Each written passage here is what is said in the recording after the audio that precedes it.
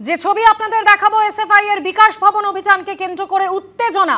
বেরোয়নি জয়েন্টের ফল, পাশাপাশি কলেজে ভর্তিও কিন্তু বন্ধ, আর এরই প্রতিবাদে এসএফআই এর বিকাশ ভবন অভিযান। ব্রতদীপ ভট্টাচার্য আমাদের প্রতিনিধি এই মুহূর্তে আমাদের সঙ্গে সরাসরি রয়েছেন। ব্রতদীপ, দেখাও ছবি। দেখো, কিছুক্ষণ আগেই এসএফআই এর দুজন সদস্য তারা বিকাশ ভবনের সামনে এসেছিলেন। আজকে তাদের নির্ধারিত কর্মসূচি রয়েছে, বিকাশ ভবন অভিযানের ডাক দিয়েছেন তারা, এবং সেই দুজন আসার পরেই কোনো বড় জমায়েত নয়, কিছু নয়, তাদেরকে এখান থেকে কার্যত টেনে হিচড়ে পুলিশের জিপে করে তুলে নিয়ে যাওয়া হয়। যারা এসেছিলেন তাদের মধ্যে একজন উত্তর চব্বিশ পরগনা এসএফআই এর সম্পাদক আকাশ কর, এবং অপরজন তিনি দাবি করছিলেন তিনি একজন গবেষক, তিনি এসেছিলেন এখানে, তারা কোনো জমায়েত করেননি। এবং এখানে দেখাই যাচ্ছে সকাল থেকেই কিন্তু বিকাশ ভবনের সামনে বিশাল পুলিশ প্রহরা, বিশাল পরিমাণ পুলিশ এখানে মোতায়েন করা হয়েছে। এখানে বিধাননগর কমিশনারের পুলিশ রয়েছে, র্যাব রয়েছে, বিশাল পুলিশ বাহিনী। অর্থাৎ এসএফআইয়ের যে কর্মসূচি, সেই কর্মসূচি শুরু হওয়ার আগে থেকেই কিন্তু পুলিশের তৎপরতা একেবারে তুঙ্গে ছিল এখানে।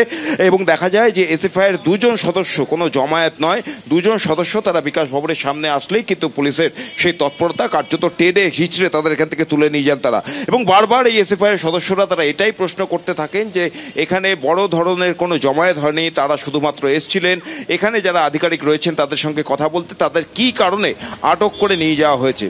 আমরা গতকালও দেখেছি যে এই বিধাননগরের কমিশনারেটের পুলিশের ভূমিকা নিয়ে আদালত প্রশ্ন তুলেছে।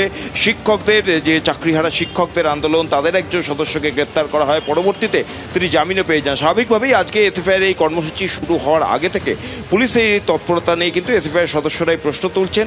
এখন এটাই দেখার যে এসএফআইয়ের যে নির্ধারিত কর্মসূচি রয়েছে তারা সেটা করতে পারেন কিনা, কারণ এই গোটা এলাকা জুড়ে যে কটি মেট্রো স্টেশন রয়েছে, এখানে সেন্ট্রাল পার্ক মেট্রো স্টেশন, করুণাময়ী মেট্রো স্টেশন, সমস্ত মেট্রো স্টেশনে পুলিশ কর্মী মোতায়েন রয়েছে।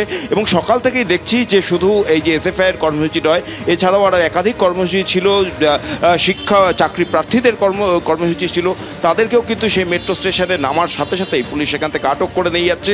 এখন এসএফআইয়ের যে কর্মসূচি রয়েছে সেই ক্ষেত্রেও কিন্তু এই একই আশঙ্কা থাকছে যে এসএফআইয়ের যারা সদস্য বা কর্মীরা তারা এখানে জমায়েত হওয়ার আগেই তাদেরকে ধরপাকড় করা শুরু হবে, এবং সেই অনুযায়ী পুলিশি ব্যবস্থাও কিন্তু প্রত্যেকটি মেট্রো স্টেশনে দেখা যাচ্ছে। আমি সহকর্মী আমার উজ্জ্বল ঘোষ, তাকে একটু ছবিটা আরেকবার দেখাতে বলছি। বিকাশ ভবনের সামনে যে ছবিটা, পুলিশি প্রহরা একেবারে চোখে পড়ার মতো, বিশাল পুলিশ বাহিনী এখানে মোতায়েন করা রয়েছে।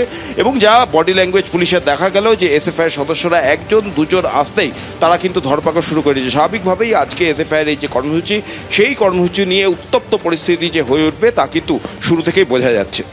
একদমই ব্রতদীপ, তুমি আমাদের সঙ্গে থাকো।